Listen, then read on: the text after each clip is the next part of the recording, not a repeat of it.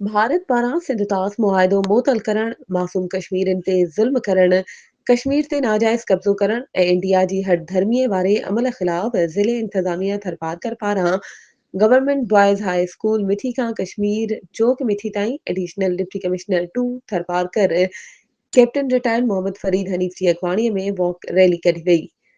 Rally जी पुॼाणी ते rally खे ख़िताब कंदे मुक़र्ररीन हिंदुस्तान जी जारियत ऐं कश्मीरियुनि ते जारी ज़ुल्म जी मज़ामत कंदे चयो त सिंध तास मुआहिदो ख़त्म करणु पाकिस्तान ख़िलाफ़ हिक वॾी साज़िश आहे। संदन चवणु हो त पाक फ़ौज ऐं पाकिस्तान जो अवाम मुल्की सलामतीअ लाइ भारत पारां थींदड़ कंहिं बि अगराईअ खे जवाब ॾियण जी ताक़त रखे थो। रैली में DHO Tharparkar doctor Lekhraj Sarangani, deputy director social welfare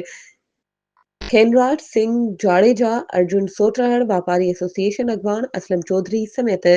मुख़्तलिफ़ स्कूलनि जे शागिर्दनि, सिविल सोसाइटी ऐं ॿियनि जे वॾे अंग शिरकत कई।